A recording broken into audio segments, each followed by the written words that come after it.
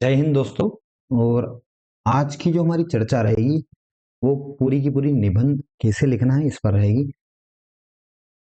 सबसे पहले तो मैंने आपको GS1 और GS2 का पूरा सिलेबस एक्सप्लेन कर दिया है इस यूट्यूब चैनल पे। और थोड़ा मेरा कंटेंट कंप्लीट हो रहा है। मैं पूरी आंसर राइटिंग के लिए आपको वन बाय वन कि आपको GS1 में, GS2 में, GS3 में बिल्कुल सिलेबस वाइज जो है और टॉपिक वाइज पूरा आपको आंसर का एक PYQ के थ्रू पूरा रिव्यू दे दूं आपको। तो वैसे मैं एक सीरीज ला रहा हूं, ठीक है। उसके बाद मेरा चैनल जो है वो प्लीज आप सब्सक्राइब कीजिए। और वीडियो लेक्चर जो है बहुत अच्छे हैं, इनको देखिए। सबसे पहले हम निबंध पर चर्चा करेंगे आज। तो निबंध में ये सिलेबस दे रखा है आपको यूपीएससी के अंदर, ये सिलेबस दे रखा है। और इस सिलेबस में क्या लिख रखा है कि उम्मीदवार से एक विनिर्दिष्ट विषय पर हम निबंध लिखवाएंगे, ठीक है। कि भैया एक उम्मीदवार को निबंध लिखना है, देखो, और किस पर वो विषय देंगे उस पर। उसके बाद क्या आशा की जाएगी उम्मीदवार से कि वो जो निबंध के विषय हैं उन्हीं पर टिका रहे, ठीक है। अपने जो विचार हैं वो निबंध के विषय के इर्द गिर्द रहें, ये आशा की जाएगी, ठीक है। इस पर विस्तृत चर्चा करेंगे। और निबंध कैसा होना चाहिए? संक्षेप में होना चाहिए और एक प्रभावशाली और सटीक अभिव्यक्ति होनी चाहिए उसमें, ठीक है। इतना सा आपका छोटा सा सिलेबस है निबंध का, ठीक। हम विस्तृत चर्चा करते हैं कि निबंध आप वास्तविकता में लिखेंगे कैसे। सबसे पहले एक निबंध देखते हैं हम, अच्छा सा, ठीक है। रवि कुमार तिहाक करके एक सर हैं, जिनकी 18वीं रैंक है। तो उनका एक निबंध लेता हूं मैं और उसको हम देखते हैं। देखो, ये हमारा एक निबंध है और इस निबंध में ये 4 पॉइंट और 4 पॉइंट में से इन्होंने, देखो, 4 पॉइंट तो ये रह गए, ठीक है, ए सेक्शन वाले, और 4 पॉइंट ये रह गए बी सेक्शन वाले।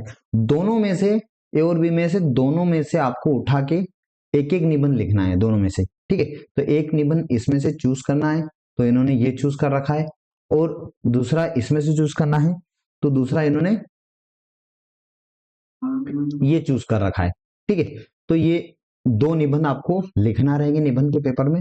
हम आगे बढ़ते हैं। अब देखो, यहाँ पे इन्होंने चूज कर रखा है कि अन्नदाता का उद्धार किसी दया पर नहीं बल्कि नवाचार पर डिपेंड रहेगा। कि भैया आप नवाचार करोगे ना तो ही अन्नदाता आगे बढ़ पाएगा, ना कि उस पर दया करने पर, ठीक। अब देखो, यहाँ पे इंट्रोडक्शन जो है ना, कितना बेहतरीन तरीके से इन्होंने इंट्रोडक्शन दे रखा है कि इंट्रोडक्शन आपको कैसे फ्रेम करना है। सबसे पहले आप एक कोई सा कोड और जो सब्जेक्ट से रिलेटेड हो, और एक सब्जेक्ट से रिलेटेड स्टोरी, ठीक है। जो आप 1 पेज या 1.5 पेज की स्टोरी इंट्रोडक्शन में आप फ्रेम कर सकते हो। इन्होंने कितनी अच्छी स्टोरी फ्रेम कर रखी है, देखते हैं। देखो, रोजी रोटी पाने के लिए सबसे पहले तो ये कोड इन्होंने यहाँ पे फ्रेम कर रखा है कि हलाले रोजी का हाल किसान से पूछो। कि भैया जो रोजी रोटी वाला मामला है ना, वो किसान से पूछो कि वो रोजी रोटी उसकी कैसे चलाता है, ठीक है। पसीना बनकर बदन से लहू निकलता है। कि किसान इतनी मेहनत करता है अपनी फसल के लिए, अपने खेतों में, कि उसके बदन से पसीना नहीं बल्कि क्या निकलता है, लहू निकलता है, ठीक है। वो ये बोल रहा है कि बहुत ज्यादा मेहनत लगती है, ठीक है। पसीने के रूप में वो लहू निकलता है, ठीक। तो ये कोड लिख दिया इन्होंने, ठीक। कोई अच्छे से कोड की डायरी बना लीजिए आप, ठीक है। तो ये देखो, उसके बाद ये तो इंट्रोडक्शन हम पढ़ेंगे आगे, ठीक है। अब देखते हैं हम कि जो इंट्रोडक्शन है वो इन्होंने यहाँ पे ये लिख रखा है। आप खुद पढ़िएगा इसको पॉज करके।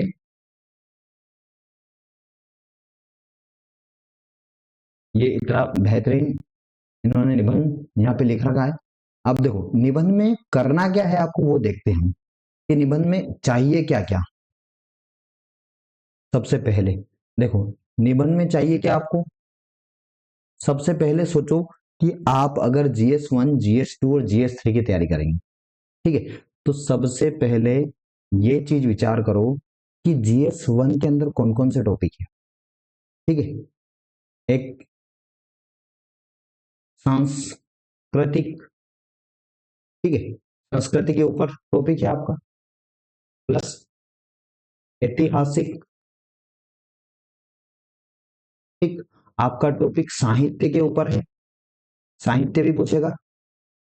उसके बाद आपका टॉपिक भौगोलिक भी है, भूगोल भी पूछेगा। ठीक है, आपका टॉपिक क्या है, सामाजिक भी है। ठीक है, उसके बाद पेपर अगर 2 में आ जाओ तो यहाँ राजनीति के बारे में पूछेगा, तो राजनीतिक, ठीक है, आपको शासन के हिसाब से भी देखना है, तो एक टॉपिक है आपका शासन।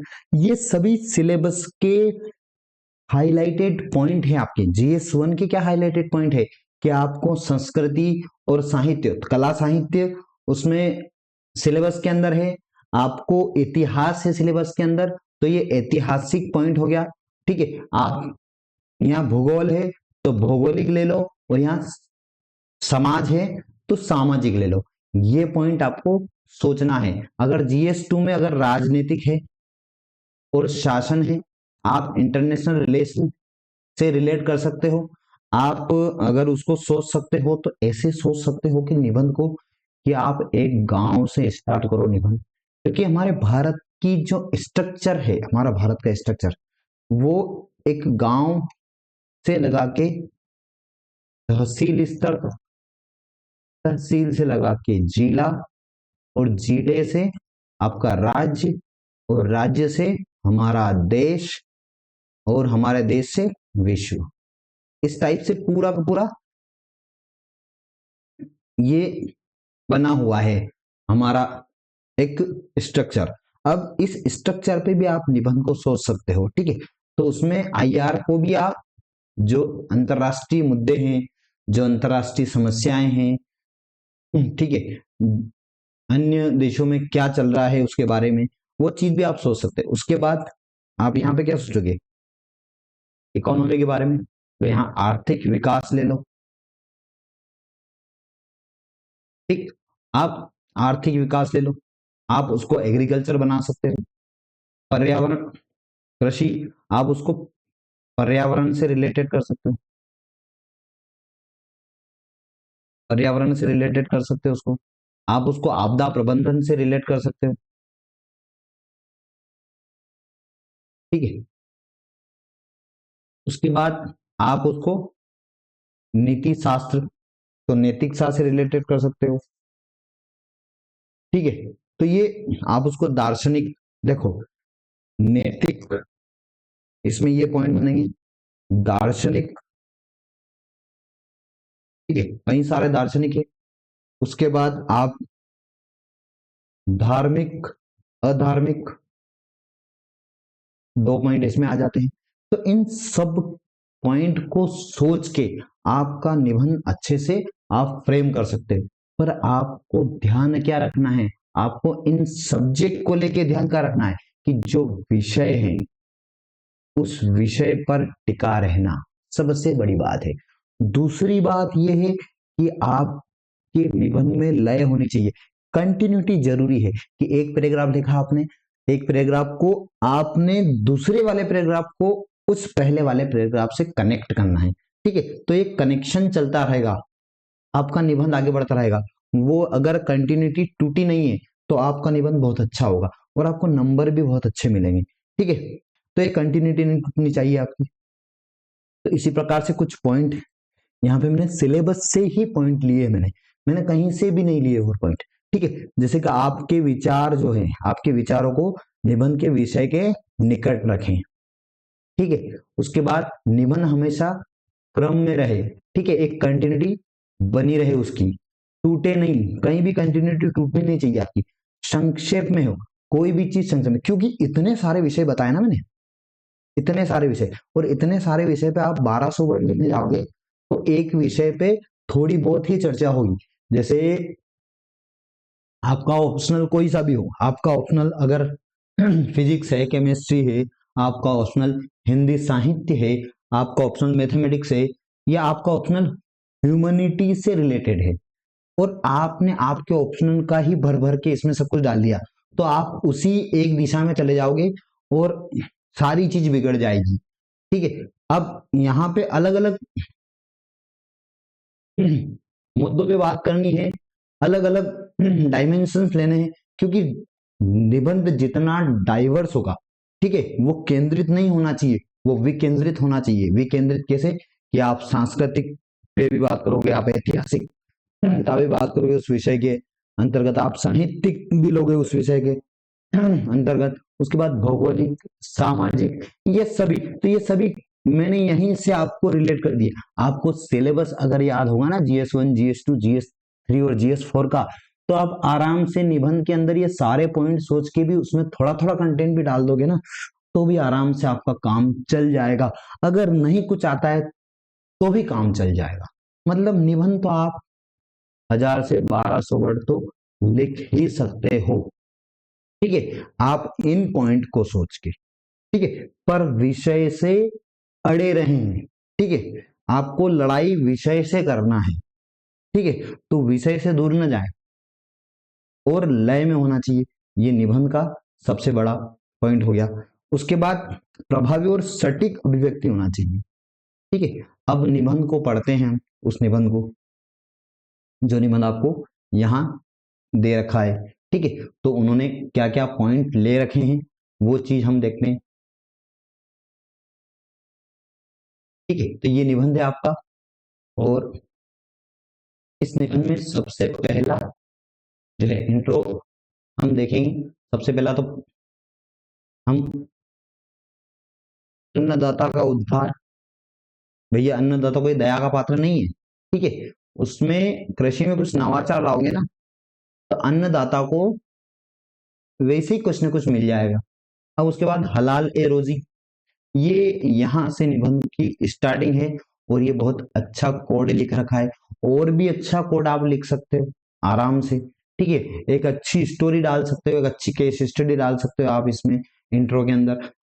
ठीक है, आप एक अच्छी सोच के थ्रू आप इस निबंध को शुरुआत कर सकते हो।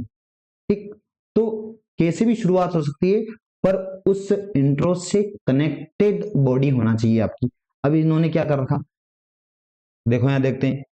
ठीक, अब इन्होंने बोल रखा है कि किसान से उसकी हालत पूछ के आओ, कि वो कितनी मेहनत करता है। इस कोड में उन्होंने आराम से बता रखा है कि हलाल रोजी का हाल किसान से पूछो। किसान से पूछो कि उसकी रोजी रोटी जो है वो कैसे कमा के लाता है, वो कितना पसीना बहाता है।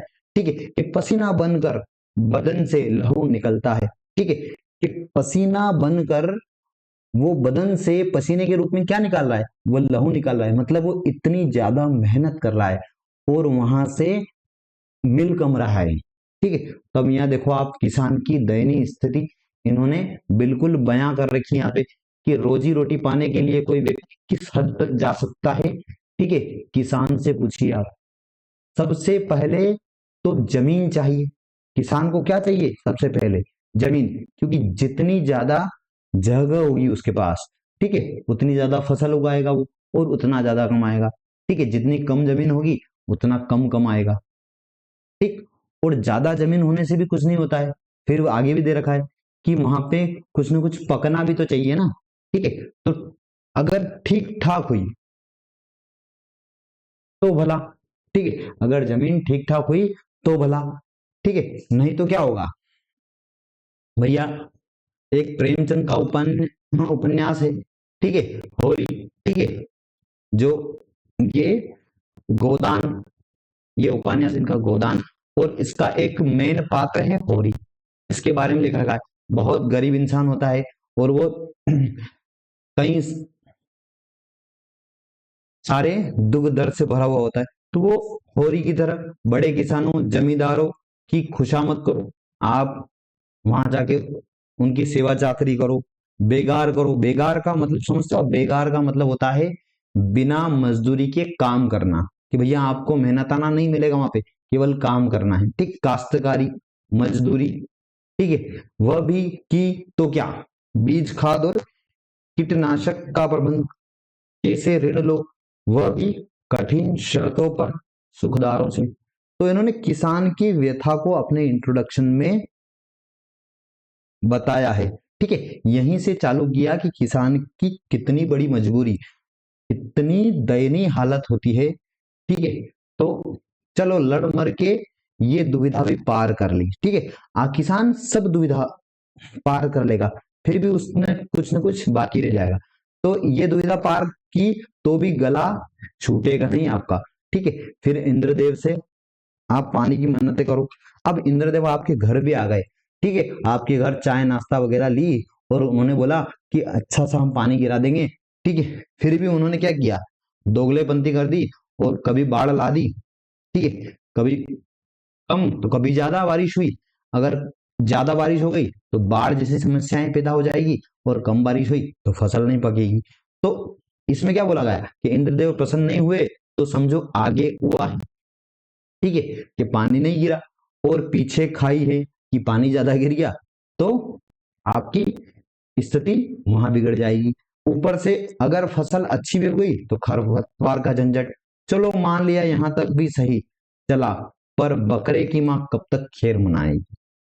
ठीक है, बकरे की मां कब तक खैर मनाएगी। किसान की इतनी दयनीय स्थिति है कि फसल पकी और चेहरा मुस्काया। ठीक है, और साथ में बादल भी आसमान पर मंडरा रहे। भैया सब फसल काटनी होती है ना, और फसल सूख जाती है, तो आसमान भी कोई आप पे रहम नहीं कर रहा होता है। वहां बादल मंडरा रहे होते हैं, पानी आ जाएगा कल आएगा, आ जाएगा कल आएगा। बहुत मुश्किल से फसल घर आती किसान की। के बाद अनाज निकालने तक सांस गले में रहती है। ठीक, उसके बाद दाना घर आया कि यहाँ कौन आ जाता है, साहूकार ने फन फैला रखा है पहले से घर पे। यहां से गला छूटा तो फसल बेचने कैसे जाए, साधन तो है ही नहीं। जैसे जैसे मंडी पहुंचते हैं तो पता चला कि यहाँ कौन है। यहाँ देखो आप, यहाँ कौन है, बिचौलिए, जो अशिक्षित किसानों को, भैया वो वहीं पे बिचौलिए खा जाते हैं कि वो कम भाव में लेते हैं और ज्यादा भाव में देते हैं, और उनका बीच का जो कमीशन है वो खा लेते हैं। अपनी जेब गर्म करने को उन्होंने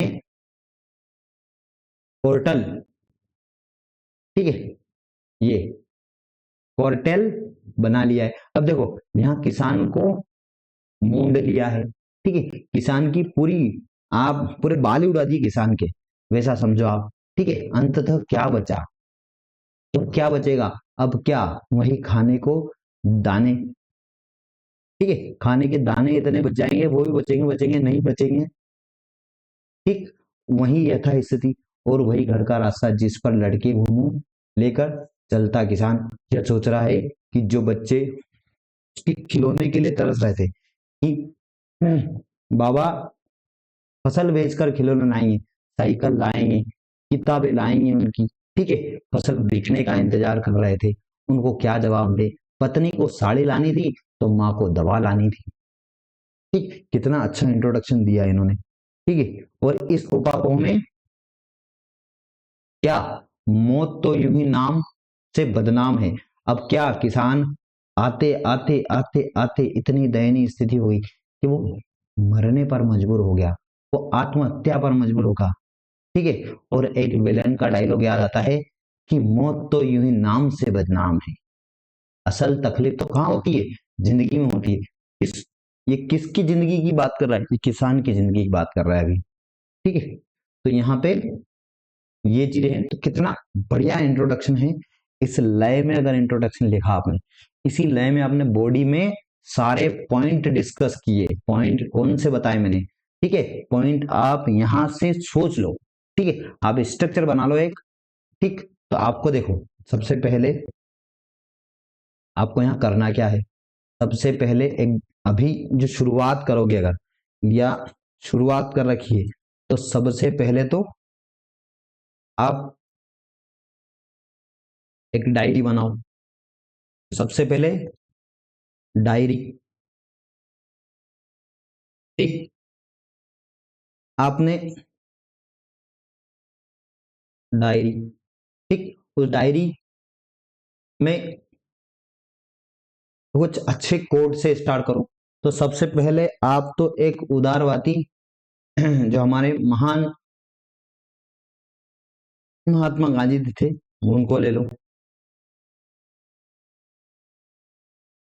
महात्मा गांधी को ले लो, सुभाष चंद्र बोस के ले लो, सुभाष चंद्र बोस को ले लो। ठीक है, आप यहां पर आज की डेट में कोई सी अच्छे से ब्यूरोक्रेट्स की या कोई अच्छे से नेता की केस स्टडी ले लो। ठीक है, तो आप यहाँ पे किसी नेता की केस स्टडी ले लो। ठीक, उसके बाद आप अच्छे से इंट्रो इंट्रो फ्रेम करना सीखो एक अच्छे से। ठीक, अभी बॉडी नहीं लिखना है, अभी दो दो पेज का आप हर विषय पे इंट्रो फ्रेम करना सीखो पहले। ठीक है, और बॉडी के ये जो पॉइंट है, इन पॉइंट में क्या क्या लिखना है, जैसे सामाजिक है, राजनीतिक है, ठीक है, भौगोलिक है, सांस्कृतिक है, साहित्यिक है। ठीक, आपके पॉलिटिकल, आपके राजनीतिक हो गए। ठीक है, आपके शासन की क्या योजनाएं उस पर काम कर रही है, वो शासन की योजनाएं कहाँ फेल जा रही है, तो वो फेल जा रही है तो उस पर सुझाव भी देना आपको, कैसे सुधर सकती है, सुझाव। ठीक है, वो सुझाव। तो ये चीजें जो है ऐसे में बहुत काम करेगी, और ऐसे एक सिंपल वे के अंदर होना चाहिए, सिंपल होना चाहिए, बिल्कुल सिंपल ऐसे होगा तो ही काम चलेगा। ठीक है, तो ऐसी कि आपको पूरी रणनीति यहाँ समझ में आई होगी। ठीक है,